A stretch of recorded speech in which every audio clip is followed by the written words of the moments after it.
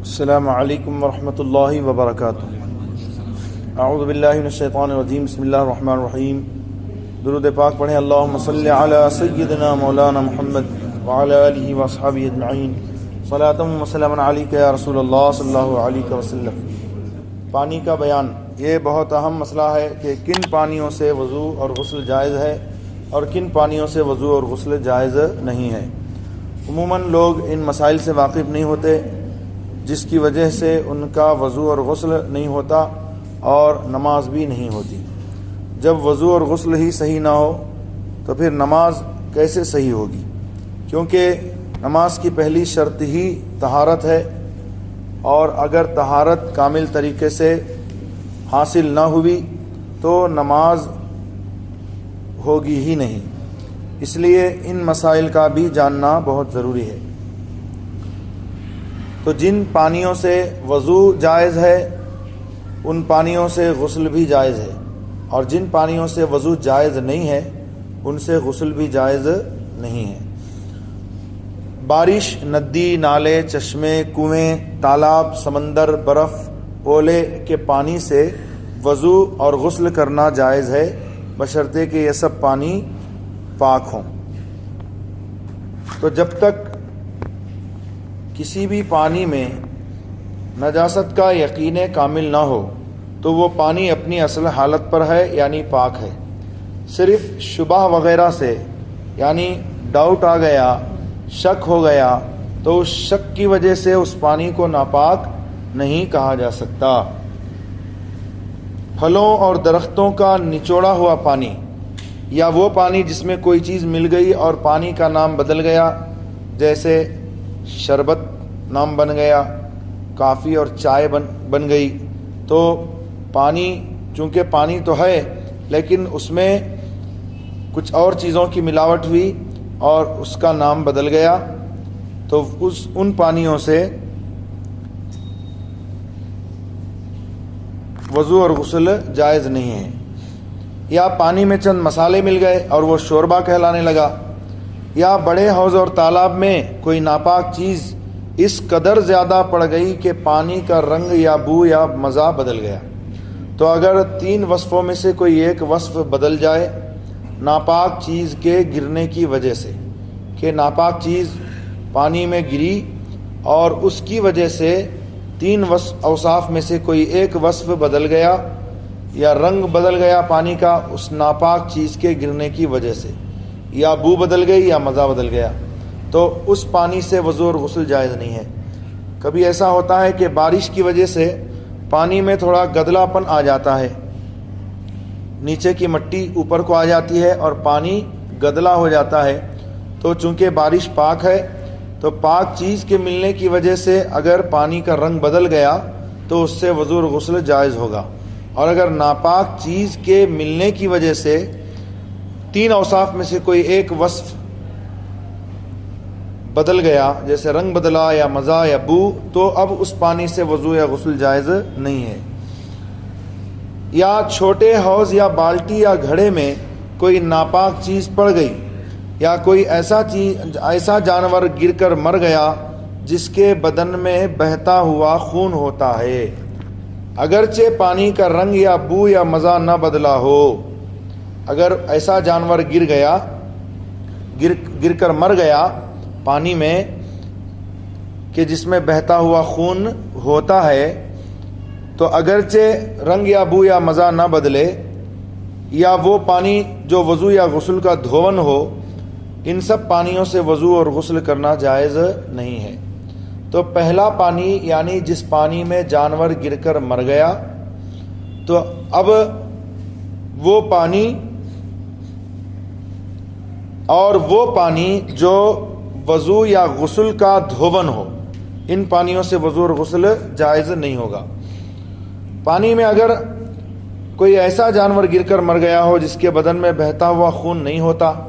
جیسے مکھی ہے، مچھر ہے، بھیڑ ہے، شہد کی مکھی ہے، بچھو ہے، یا برساتی کیڑے مکوڑے ہیں، گر کر مر گئے، تو ان جانوروں کے مرنے سے پانی ناپاک نہیں ہوتا،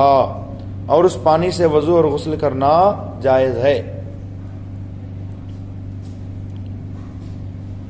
اگر پانی میں تھوڑا سا صابن مل گیا جس سے پانی کا رنگ بدل گیا، کبھی ہوتا ہے کہ صابن وغیرہ گر گیا اور اس کی وجہ سے رنگ بدل گیا، تو اس پانی سے وضو اور غسل جائز ہے۔ لیکن اگر اس قدر صابن پانی میں گھول دیا گیا کہ پانی بالکل گاڑھا ہو گیا ہے نا، اس قدر صابن گھول دیا گیا، تو اب اس پانی سے وضو اور غسل جائز نہیں ہوگا۔ لیکن پانی تو پاک ہے، لیکن اس سے وضو اور غسل جائز نہ ہوگا۔ جو جانور پانی ہی میں پیدا ہوتے ہیں اور پانی ہی میں زندگی بسر کرتے ہیں، جیسے مچھلیاں ہیں یا پانی کے مینڈک وغیرہ، تو ان کے مر جانے سے پانی ناپاک نہیں ہوتا، بلکہ اس سے وضو اور غسل جائز ہے۔ 10 ہاتھ لمبا 10 ہاتھ چوڑا جو حوض ہو اسے وہ دہ دردہ اور بڑا حوض کہتے ہیں۔ یوں ہی 20 ہاتھ لمبا 5 ہاتھ عرض یعنی چوڑا، کل لمبائی چوڑائی 100 ہاتھ ہو ملا کر، اور اگر گول ہو تو اس کی گولائی تقریباً 35.5 ہاتھ ہو، اور اگر لمبائی چوڑائی 100 ہاتھ نہ ہو تو اس حوض کو چھوٹا حوض کہتے ہیں، اگرچہ کتنا ہی گہرا ہو۔ تو بڑے حوض میں یعنی 10 بائی 10 کا ہاتھ حوض، یعنی جس کا حاصل ضرب ہوتا ہے 100 ہاتھ، تو اگر بڑے حوض میں کوئی نجاست پڑ گئی یعنی ناپاکی پڑ گئی تو وہ اس وقت تک پاک مانا جائے گا جب تک کہ اس نجاست کے اثر سے اس کے پانی کا رنگ، وہ بو یا مزہ نہ بدل جائے۔ اور چھوٹا حوض ایک قطرہ نجاست پڑنے سے ناپاک ہو جاتا ہے، لیکن اگر بڑا حوض ہے اس میں ناپاکی پڑ گئی تو اس وقت تک وہ پاک رہے گا جب تک اس کے 3 اوصاف میں سے کوئی ایک وصف نہ بدلے۔ جیسے اس ناپاک چیز کے گرنے کی وجہ سے اگر رنگ بدل گیا تو وہ پانی ناپاک ہے، یا بو بدل گئی یا مزہ بدل گیا تو پانی ناپاک ہے۔ اور اگر 3 اوصاف میں سے کوئی ایک وصف بھی نہیں بدلا، بڑے حوض میں 10 بائی 10 کا ہاتھ 10 بائی 10 کا حوض ہے یا اتنا بڑا تالاب ہے وغیرہ، تو اگر اس میں کوئی ناپاک چیز گر گئی اور 3 اوصاف میں سے کوئی ایک وصف نہیں بدلا تو وہ پانی پاک ہی ہوگا اور اس سے وضو اور غسل جائز ہوگا۔ جو پانی وضو یا غسل کرنے میں بدن سے گرا وہ پانی پاک ہے، مگر اس سے وضو اور غسل جائز نہیں ہے۔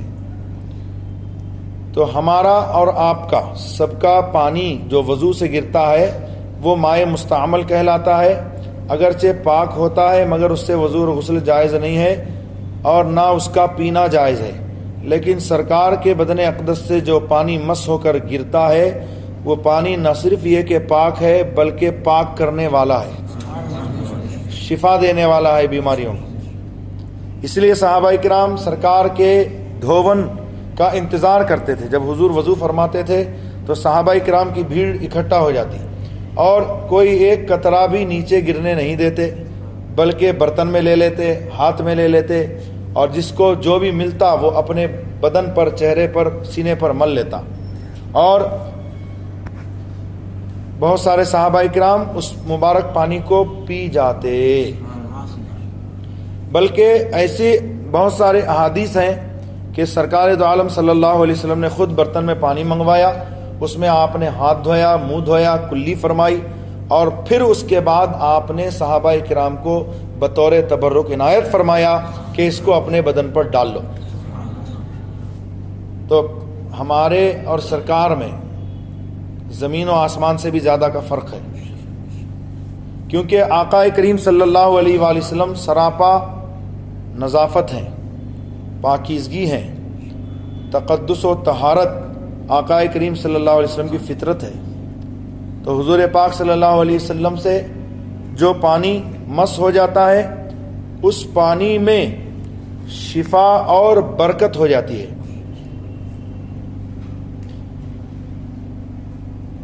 یوں ہی اگر بے وضو شخص کا ہاتھ یا انگلی یا پورا ناخن یا بدن کا کوئی ٹکڑا جو وضو میں دھویا جاتا ہو، بقصد یا بلا قصد، جان بوجھ کر ڈالا ہو یا بھولے سے ڈال دیا ہو، وہ پانی 10 دردہ سے کم ہو، یعنی 10/10 کا نہ ہو حوض، تو بغیر دھوئے پڑ جائے ہاتھ یا انگلی یا ناخن یا انگلی کا پورا یا ناخن، تو وہ پانی وضو اور غسل کے لائق نہ رہا۔ پانی تو پاک ہے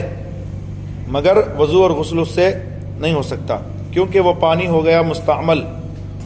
اور مستعمل پانی سے وضو یا غسل جائز نہیں ہے۔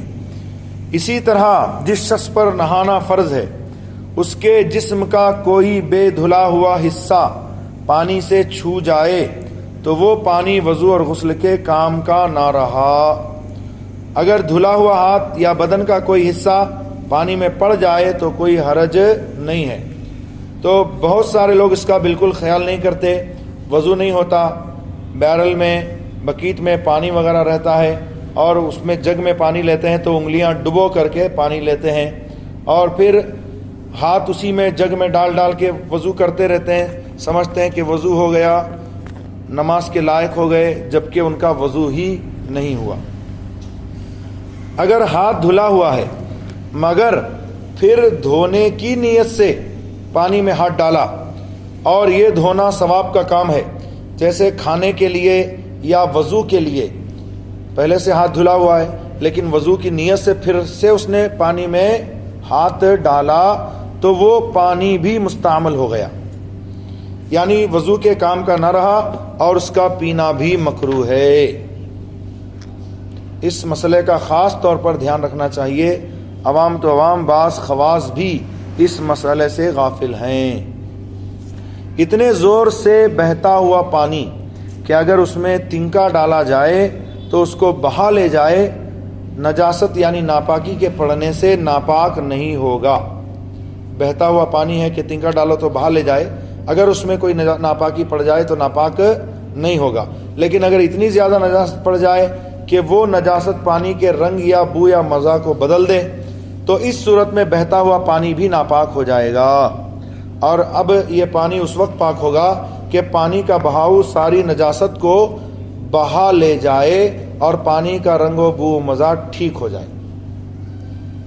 وما علینا الا البلاغ المبین وآخر دعوانا الحمدللہ رب العالمین۔ اللہم صلی علی سیدنا محمد وآلہ وصحبہ اجمعین۔ یا اللہ یا رحمن یا رحیم، اپنے کرم سے اپنے حبیب علیہ الصلوۃ والتسلیم صدقے